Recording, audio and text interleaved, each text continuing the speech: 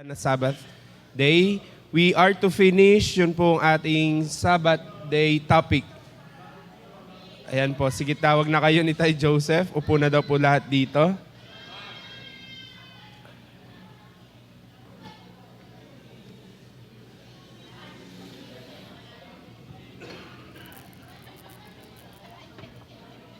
Okay. So, kanina bugbog na bugbog yung sinabi na obedience. We can only benefit from the Word of God if we will put into practice yung commandment niya. And one of the commandments na binigay ay observe the Sabbath. Okay? Observe, practice, put it into your living. At yun po yung ating susubukan ngayon. Hindi susubukan, tatapusin na po natin yung Sabbath day for today. Okay?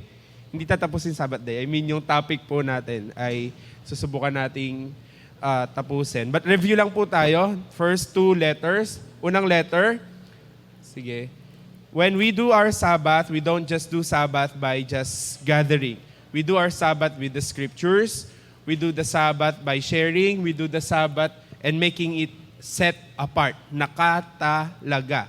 Okay? Pag sinabing set apart, pag-a-attend ako ng again, I'm contextualizing it sa ano natin. Pag a-attend ako ng Sunday, nakaset apart na yung mind ko. Makikinig ako, nakaset apart na yung damit ko, nakaayos na, nakaset apart na siya. Okay? Hindi yung hati, hindi yung divided pa yung attention ko. So merong discipline, merong mga nakaset apart na yung tithes, nakaayos na lahat para yung kanyang Sunday would really be devoted, directed, and dedicated to God. Hindi niya papabayaan na masayang yung ilang oras na yon. Again, context natin ngayon yon, ilang oras lang. But when you go to the Bible itself, the Sabbath is hindi isang oras, hindi 2 oras. The Sabbath is a day with the Lord. It's a rest day. Ngayon nga, sasabihin natin, no? Isang oras at kalahati lang, 2 oras lang. Pero again, nagpuyat ng Sabado, yung 2 oras, 30 minutes pang tulog sa church. No? Sad to say, reality. No? Hindi nakaset apart talaga. Pero kung nakaset apart talaga yan, yung Sabado mo, talagang gugugulin mong ayusin para pagpunta mo ng Sunday, nakatalaga na sa Diyos. There's another extreme na napakinggan ko. Extreme lang to, no? Hindi sila nagsisex pag Sabado. Kasi pagdating ng Linggo, pagod. So, makakatulog ka. That's an extreme na narinig ko. But, well, according to their faith, sa kanila naman. But what I'm saying, why am I sharing that? Kasi talagang tinalaga nila yung araw na yon. No? Ilang oras lang yung hinihiling sa atin. No? Hindi na nga in a biblical pattern. Hindi na nga isang buong araw. So again, when we do our Sabbath, we do it to really set apart. Okay? Yung mga simpleng practical na example na yon, baka pwede na natin gawin. Mindset ko, mauupo ako dyan, makikinig ako, hindi ako papastorbo, nakagayak na yung damit ko, nakagayak ni kakainin ko, parang di ako, ganon, no? So sana, again, I'm not preaching to you, I'm preaching to myself actually. Okay po. Praise God, hindi naman kami ganong late kanina. Next, letter A, altar. There should be a separated place talaga na pagdarausan. Hindi pwedeng saan mo lang maisipan.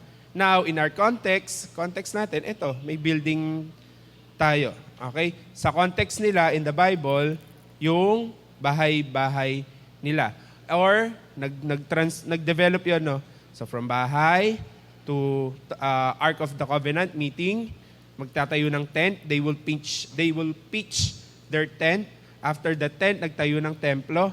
However, na New Testament, the temple worship has been broken by God kasi ikaw at ako na yung templo. We are the altar. So I can do my Sabbath.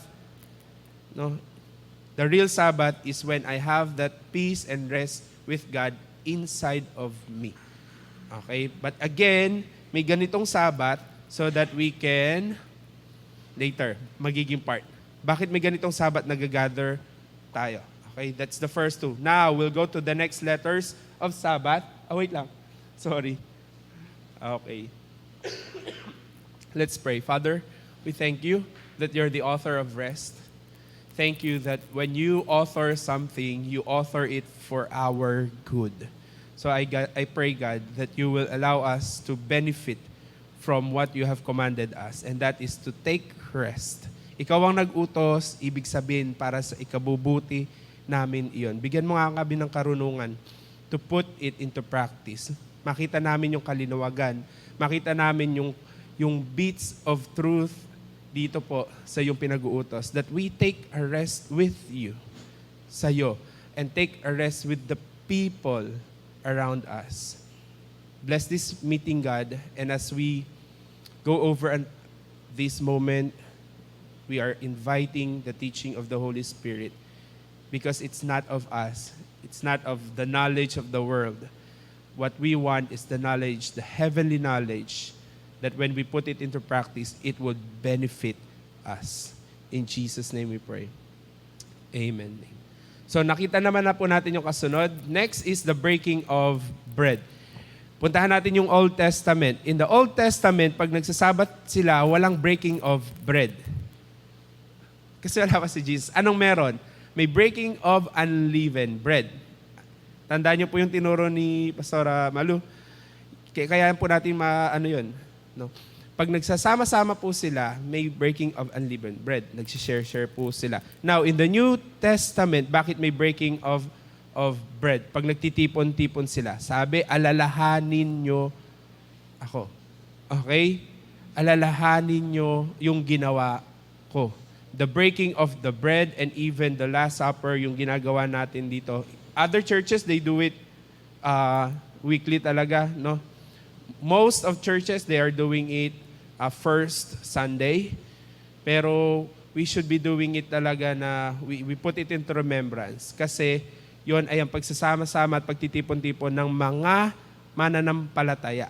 Okay? Whether weekly yan, whether first Sunday yan, basta ang sabi, alalahanin. No? Ang masaklap lang, hindi natin inaalala. And actually, you can do it in your house, especially if you're a father.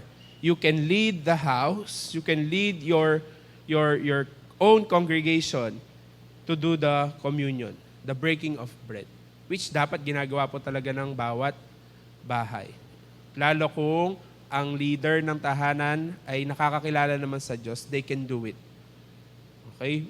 Wag po natin i-confine na dito lang pwedeng gawin sa church. Remember God by the breaking of bread. Okay?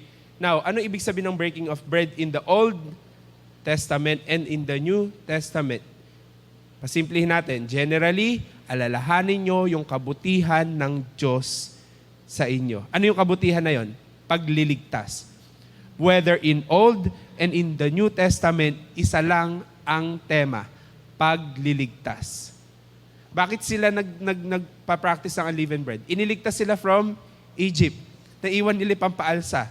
Okay? Kaya ngayon, ang pinapractice na lang nila, unleavened bread. Pagliligtas. In the New Testament, ganun din ang tema, pagliligtas. Alalahanin nyo ako kasi ito yung katawan ko na pinagbahabahagi, pinagpirapiraso for you, para sa kaligtasan mo from sin. Okay? So, hindi tayo malilito doon. When we do our Sabbath, we remember the greatness and the goodness of God. Greatness kasi siya lang makakapagligtas sa atin. Hindi ko kayang iligtas yung sarili ko. Hindi nyo kayang iligtas sarili nyo. Hindi ko kayang iligtas. Hindi nyo ako kayang iligtas. It's only by the power and greatness of God that I can be saved, you can be saved. And after we've been saved, that's the time that we will really see the goodness of God. The salvation of God is out of His goodness. Kahit great si God, pero kung hindi siya good, pag-isipan natin. I want you to think about this. Kahit great si God, pero kung hindi siya good, sasave ka kaya niya? Diba? Hindi lahat ng may kakayahan ay ginagawa yung kakayahan niya. Pero the good news, God is great and He is good. Both character ay nasa Kanya. Mabuti siya at may kakayahan siyang i-perform yung kabutihan niya para sa iyo at para sa akin. Okay po? So when we do our Sabbath, tapos pag nagko-communion po tayo, let's really appreciate it. Wag lang siya maging program, wag lang siyang another breaking, yung ano ulit, no? We really need to do it by heart. Okay po? Kasi may lalim po yun. Ba't natin ginagawa? Hindi lang natin yung ginagawa kasi ginagawa ng maraming church. Hindi natin yung ginagawa kasi nakasanayan na tradisyon. No. Go back to the Bible. Ginagawa natin yun kasi yun yung utos. Okay po? So I hope eventually once a month when we do our communion and breaking of bread, it will really go to our spirit. Bakit natin yung ginagawa? The very essence kung bakit tayo nagbe-break ng bread. And breaking of bread is also a symbol that we are rested. Bakit? Kasi no more temple worship, no more temple sacrifice. When Jesus' body had been broken at the cross, no more temple sacrifices. It means rest. Imagine, mapapahinga ka na sa mga religious act. Kailangan mong bumili ng ganito, mag-alay ka, tapos magkakasala ka ulit, bibili ka nito, mauubos ka, mauupod ka. Okay? The breaking of bread, one thing that we need to realize, it is to give you rest. Okay po? Next, mabilis lang tayo ngayon, is breaks. Kaya po tayo may Sabbath is from us to break from Monday to Saturday. If you don't know how to break, you will break. Naget niyo po yun? If we don't practice break, we will break. Ang sasakyan, ala si Ka Nelson, no? Parang nabimiss ko na si Ka Nelson. Andiyan po, okay. Ang isang sasakyan, pwede bang, Kuya Joel, pwede bang dire-diretso lang siya tumakbo? Yung walang break. Pwede, tama. Pero, tapos, bukod sa delikado,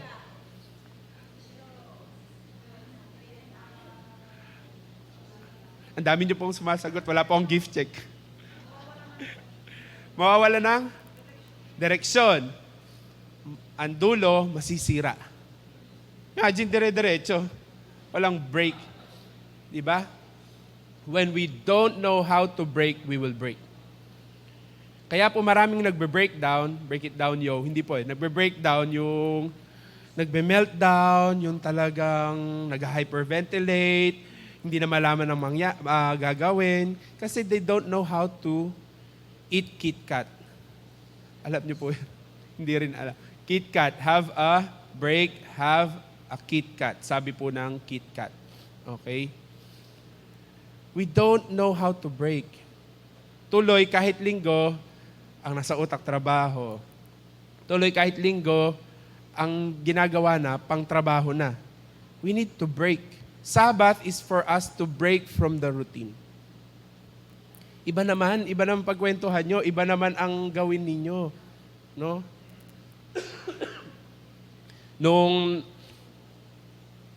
Yung iba, yung break nga lang nila, hindi rin beneficial. Ano po yung break ng iba na hindi beneficial? Nagpapagod ng mata sa phone. Hindi yon. Kailangan yung break beneficial pa rin. Okay po. Ano yung mga break na beneficial? Baka pwede ka namang dumalaw muna sa hindi mo na nadadalaw. That's a good break. Okay? Or baka meron kang dating hobby na maganda pero hindi mo na ginagawa, like reading books. Dati nakakapagbasa ka pa ng libro, ngayon hindi na. Take a break. Okay? Hindi masamang magpahinga. Hindi masamang manood minsan-minsan ng Netflix, kung kaya naman, no? Pero again, the break should be for you to become whole again. Shalom in another, hindi si shalom na ano, no? Pero shalom in the real term, ang alam lang natin, peace. Tama? Pero the real meaning of shalom is wellness and wholeness. Wellness and wholeness. Kaya pag dapat binabati, shalom, let there be wholeness and wellness upon your body. Wholeness, not only in your body, in your spirit, in your mind, in all areas ng buhay mo. Let there be shalom. Okay? Kaya pag nagre-rest po tayo, it should bring us back to wholeness and wellness. Kaya hindi po yung break na yan ay kung ano lang gusto natin gawin. No, break means dapat bubuin ulit. Kung mula Lunes hanggang Sabado, hindi kompleto tulog mo, o baka pwedeng magkompleto ng tulog pag Sabat. Break from your routine. Okay po. Alam nyo, maraming hindi na-appreciate, that's the next word. Marami ang hindi next word. Marami ang hindi nakaka-appreciate ng buhay because they don't know how to take a break.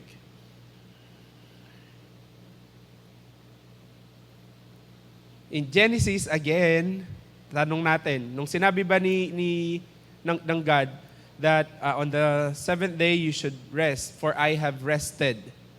Napagod ba ang Diyos? Yung tanong natin Napagod ba ang Diyos at napapagod ba siya? Hindi. Hindi siya napapagod. Ano yung rest na ginawa niya?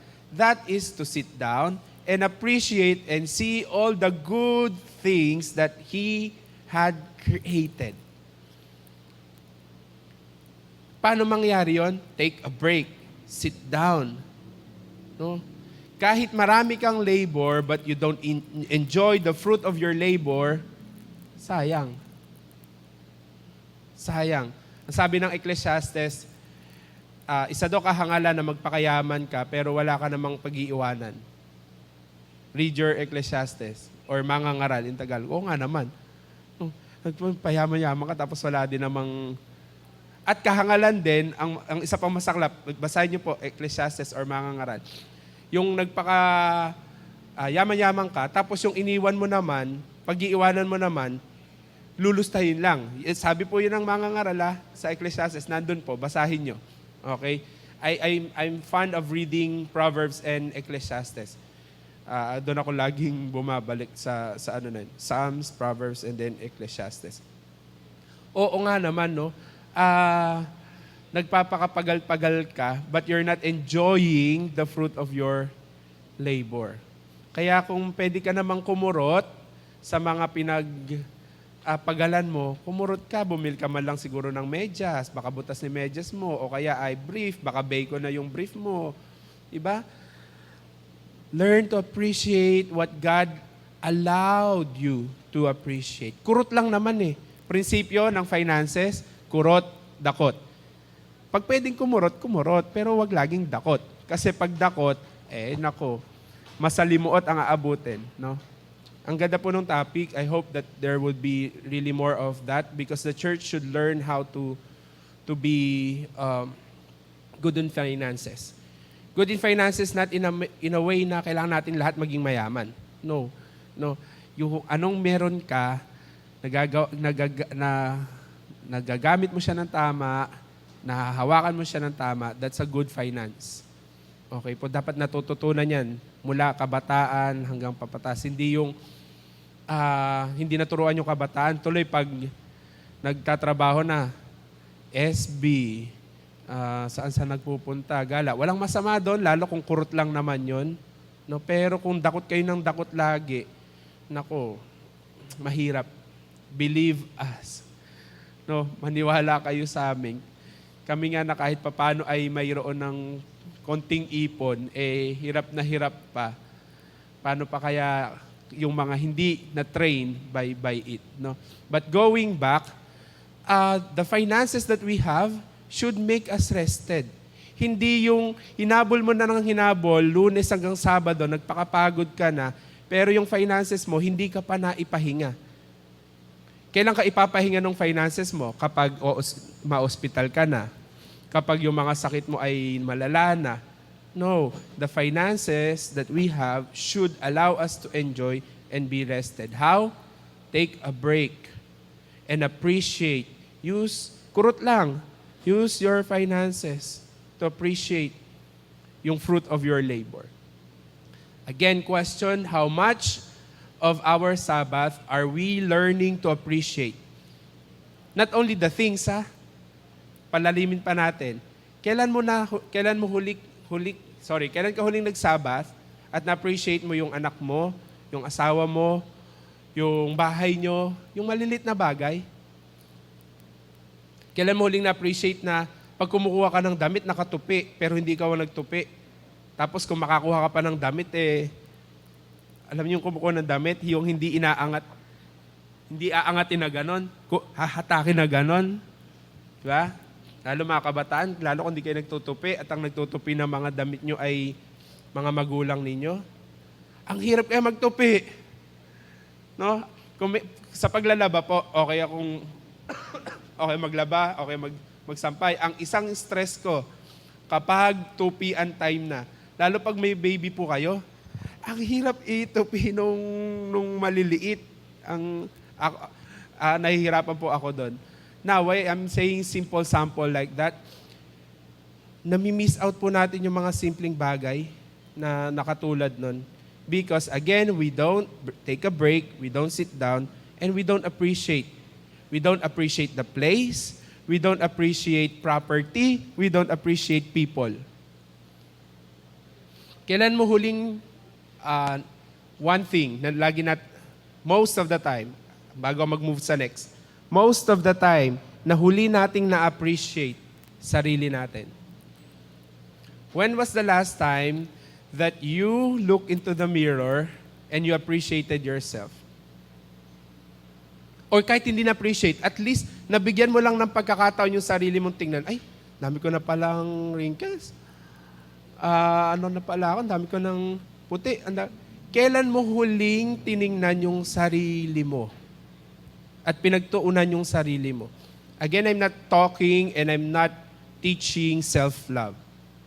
The other extreme of self-love. Okay? May other extreme kasi yun.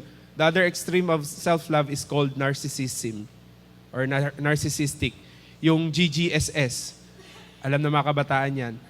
Okay? Gandang-ganda sa sarili. Gwapong-gwapo sa sarili. Brief lang tayo. History nung narcissism. Si narcissism po ay si Narcissus. Ito po ay mythology. Para alam nyo, para may story kayo. Kaya po siya tinawag na narcissism kasi nung nakita po niya yung sarili niya sa tubig, wala po kasing salamin nun. Ang salamin nun is when you look to the clear water. Yun po ang salamin noon. Or dati, ang salamin talagang pinapakinis po na silver, na metal. Pero ito pong kwento na to in mythology, nang nakita niya yung sarili niya sa tubig, GGSS siya. Gwapong-gwapo sa sarili. Si Narcissus po. No? To the point na nandula siya, nakatigil lang siya. Wala siya nagawa or wala na siyang iniunlad. That's narcissism. Okay po. But again, one thing na madalas nating nakakalimutang i-appreciate sarili natin. To the point na hinahanap natin sa iba. Ba yan, di mo lang na-appreciate ng asawa ko yung ganito? Ano ba yan, di mo lang na-appreciate ng anak ko yung ganito? Ano yan, di mo lang na-appreciate ng church yung ganito? Pag hinanap natin sa iba, na tayo mismo hindi natin inuupuan yung sarili natin to appreciate it, then we will not be rested. Yun yung totoo. Pag hinanap mo ng hinanap sa iba, hindi ka mapapahinga. Okay?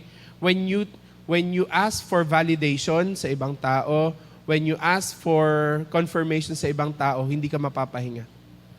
The first validation that you should get is from yourself. Dapat secured ka in the Lord. Alam mo na ikaw ay maayos sa Diyos. Na kahit hindi makita ng iba, alam mo sa Diyos, okay ka, you're secured. You're rested. Kasi pag hindi ka secured, yun yung hahabulin mo yung confirmation ng iba, yun yung magpe-perform ka, yun yung magiging man-pleaser ka. That's not rest. Now, let's go to Jesus. Si Jesus, hindi siya pleaser of men. Hindi siya pleaser of men. Sample. Ang daming sumusunod sa kanila.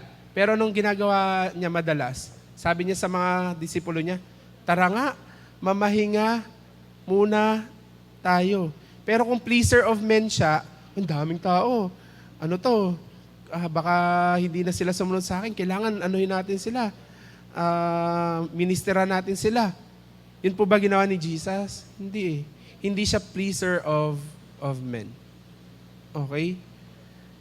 Hindi siya pleaser of men. At kilala niya yung team niya. At teka, parang ano yung team ko Pagod. Mukhang sagad na. Pahinga muna tayo. Okay? While in the CR, napaisip ako, ba't ba si Jesus parang bully, nangaasar? Tingnan niyo po most of the time, ano accusation sa kanya? Gumagawa, tumatrabaho tuwing Sabat. Tapos lagi naman niya inuulit. Sabi ko, parang nambubuisit ba si Jesus? Binubuisit niya ba talaga yung mga religious people? Or what's the point na, I'm asking kanina sa CR. By the way, sa iba na lang pala, sa board ko na sabihin. Mapapaisip ka, bakit ina-accuse ka na nga na tuwing Sabat ka gumagawa, bakit yun pa rin ginagawa mo? No? But the Bible is clear. Una, teka, hindi kayo ang masusunod. Because I know, kahit religious people kayo, religious leaders, hindi naman yan talaga yun yung meaning ng Sabat. Again, the Sabbath is made for man and not man for Sabbath. May sagot ba ako kanina sa CR kung bakit nga ba Sabbath? Kasi yun yung marami talagang nangangailangan. Doon nagkakaroon ng pagtitipon talaga. So talagang sinasadya siguro ni Jesus na doon gawin. No? But again, it's just a funny thought kanina sa CR. Baka pag may sagot po kayo, sabihin nyo sa akin, ba't nga ba tuwing Sabat pa tumatrabaho si Jesus? But going back, appreciate. When we do our Sabbath, learn to appreciate.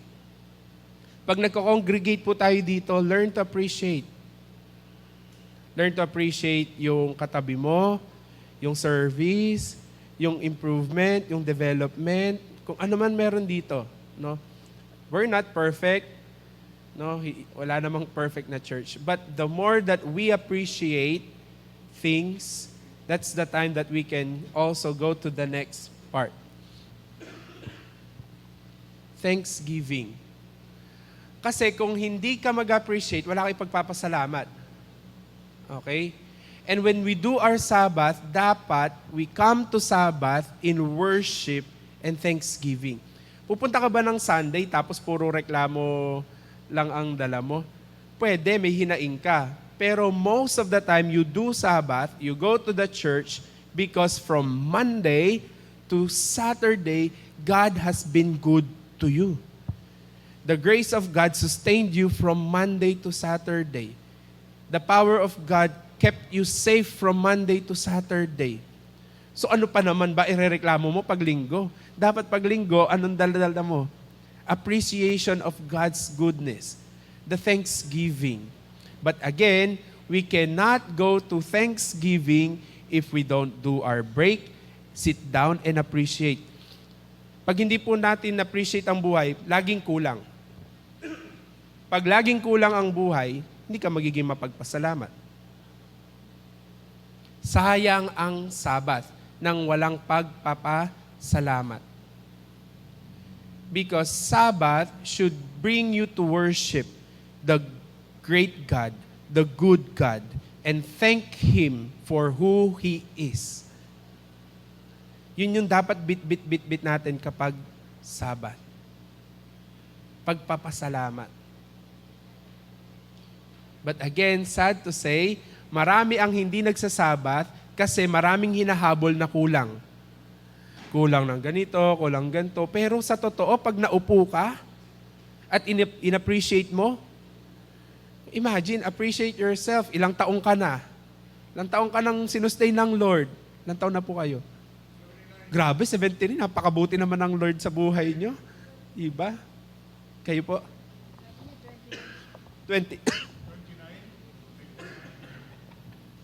Yun lang, no? Yung simpleng maupo ka, tapos tingnan mo yung buhay mo for so many years. Gaano kabuti ang Diyos. Tapos pag inaupo ka pa, kung gaano ka binuhay ng Lord from dito, ganito ka dati, tapos ngayon ganito ka na. Yun lang ang tingnan mo picture mo. Yung dating gwapong-gwapo ka na doon sa sarili mo, tapos tingnan mo ngayon, ala, ganito ba ako pumorma dati? Ba't parang... Na-try nyo na po ba yon? Yung tingnan nyo yung picture nyo dati na parang ang ganda-ganda ko dito, ang gwapo-gwapo ko, pero pag tiningnan mo ulit ngayon, ako ba to? Napakabuti talaga ng Diyos. No, nagbabago talaga ng buhay. Mapapasalamat ka na talaga na nagbabago siya ng buhay. Naranasan ko na po kasing lumaki, sumobrang payat, tapos bumalik ulit ngayon, hindi ko na lang nararanasan yung katawan ni Pastor Tom. Yung mukhang hindi ko na mararanasan. But you would see, you can learn how to appreciate God if you will take rest. At mapagpapasalamat mo lahat ng nangyayari sa buhay mo. Pero if we will not take a break, ang makikita po natin laging kulang. Ano ba to? Sira yung ganito. Ako, ang daming bills. Kulang po talaga lagi. At yan po yung gusto ng kaaway. Tingnan niyo po, yan ang pattern ng mundo. Habulin natin yung mundo kasi laging kulang. Gawin tayong busy. Okay? Kaya nga po, kapag po ang hinabol natin ay yung mga kulang, ano po ending natin? Tayo po ay magiging kulang. Mababaliw ka talaga pag hindi ka na mahinga. That's the reality. No? Ayaw ng Diyos na maging baliw tayo. Pero ang gusto ng kaaway, kabaliwan natin yung mundo, kabaliwan natin, habulin natin yung mundong ito.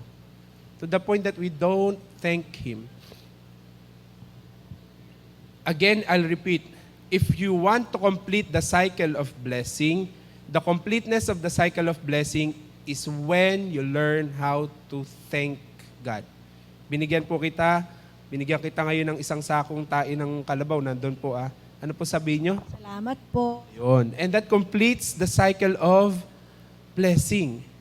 Okay?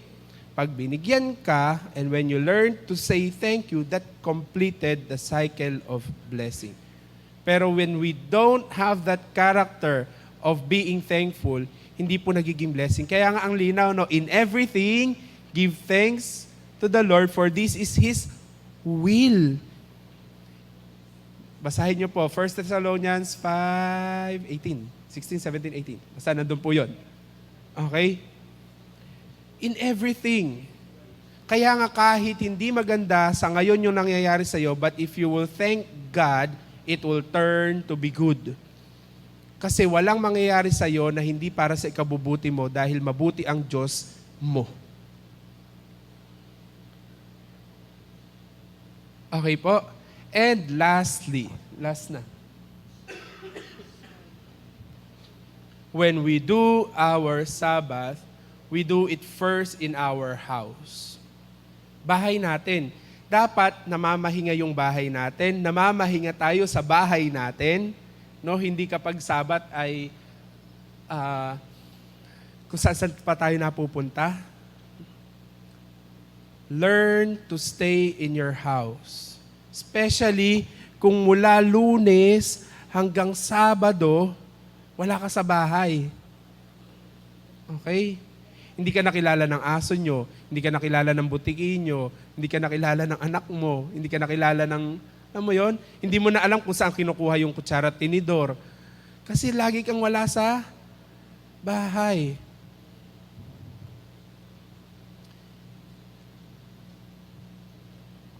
Thank you po. Sino po nagbigay?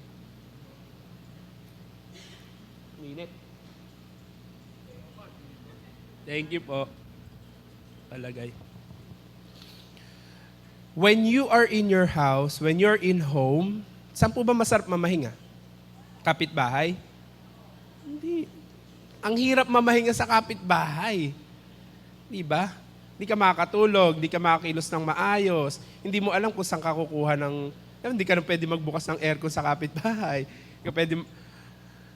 The best place that we should have, we can experience rest, dapat bahay. Kaya when we do our Sabbath, again, sa bahay po, dapat tayo ay nakakapahinga at yung mga kasama natin din sa bahay, dapat napapahinga. Hindi yung sasabihin, sana maglunis na pumasok na to para hindi nakikita lahat ng...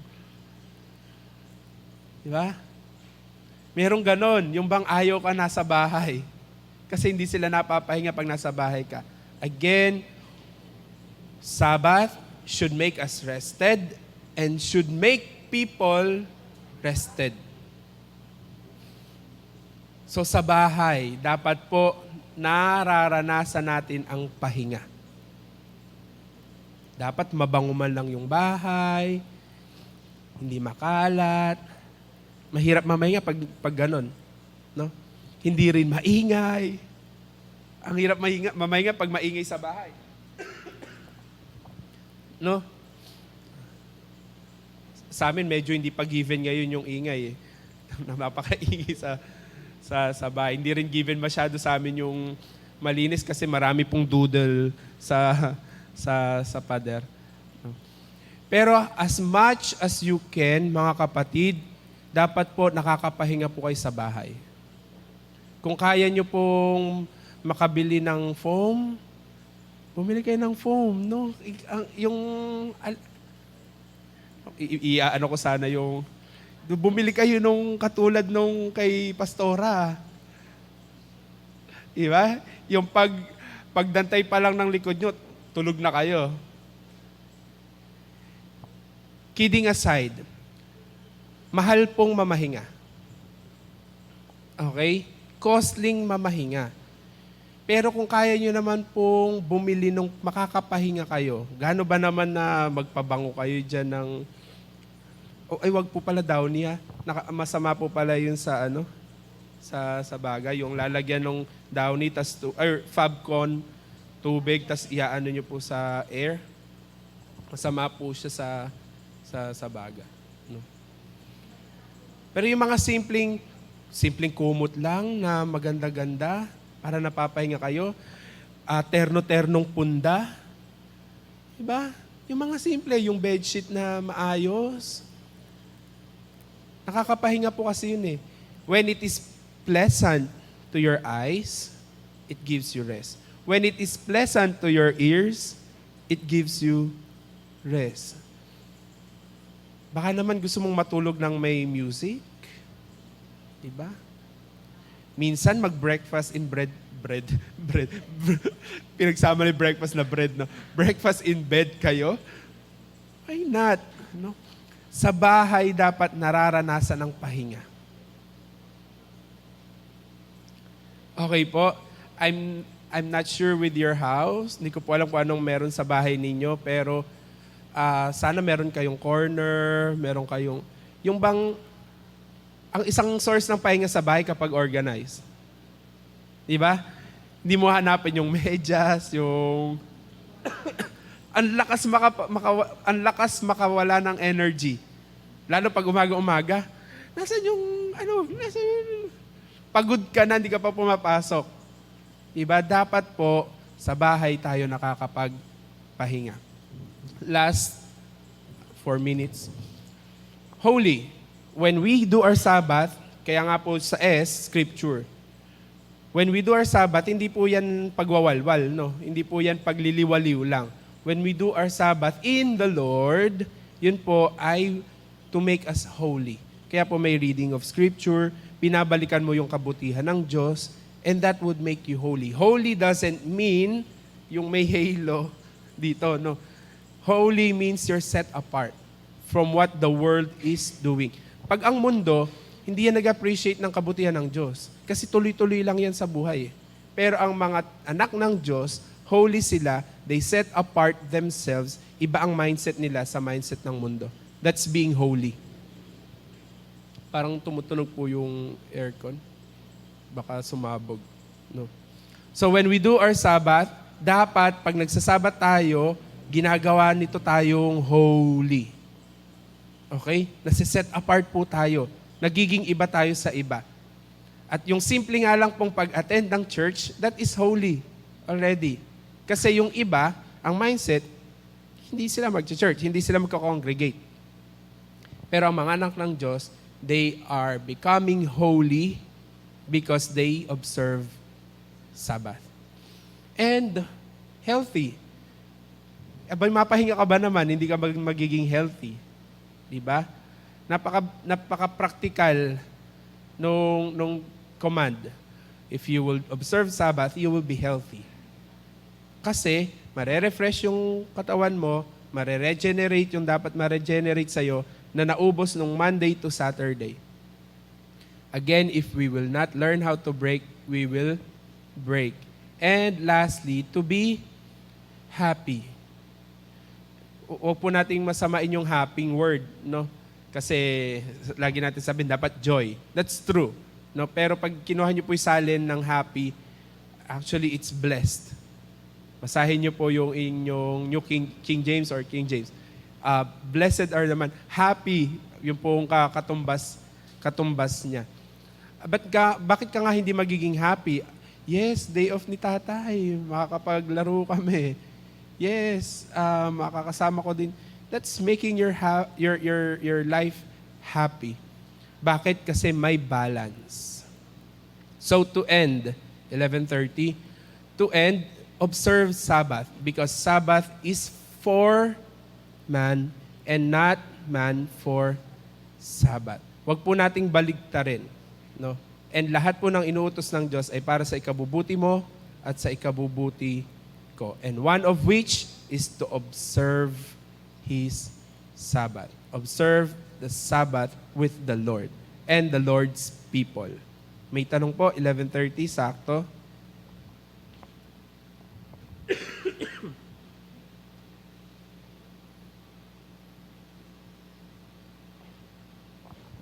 Tanong po.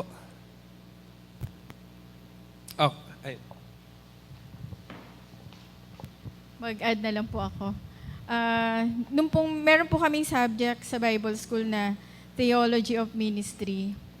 Doon ko na-realize meron akong pagkukulang dito sa atin pong sa atin pong pinag-aaralan ngayon. Kasi even yung Sunday, kasi parang sa akin naman, ito lang naman yung Sunday na meron akong araw na extra, kaya kapag may mga Bible study or may kailangan pupuntahan. Pero even po pala talaga, kailangan po natin yung rest. Even sa Bible School, pinag-aaralan po ito. At inaano din po ito na kailangan po i-observe din natin talaga tong Sabat. Then yung pong tanong kanina ni Pastor R na about yung Sabat and the Lord Jesus, di ba? Doon ko parang binubuli niya ba yung mga, feeling ko rin, Pastor, binubuli niya.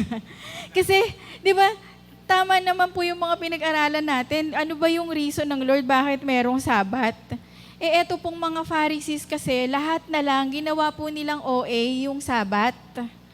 Imagine nyo, even kapag daw po, before mag-Sabat day, kung pupunta sila sa temple, dapat Friday pa lang, nagpunta na sila or nakapark na sila malapit doon kasi even yung pag-on ng sasakyan, bawal. Even daw, dapat Friday pa lang, kung magbubukas ka ng ilaw, nakabukas na yung ilaw. Biblical ba yun? Kasi hindi na sila pwedeng magbukas ng ilaw kapag Sabat. At dapat daw, nakaluto ka na ng pagkain mo Friday pa lang kasi hindi ka pwedeng mag-switch ng kalan kapag Sabat.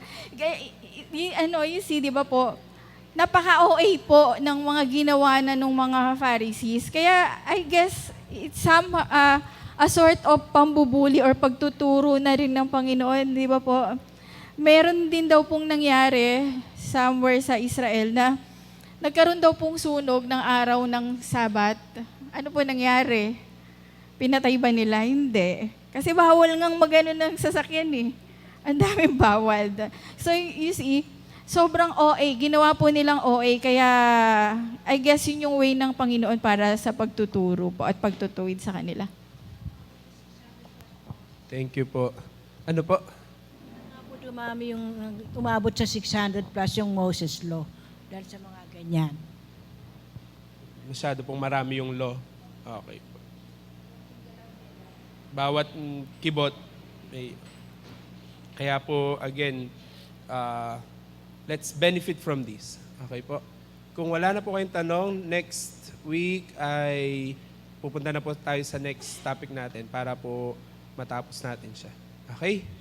Sige, let's pray. Father, we thank you. We thank you that we have that benefit of being rested.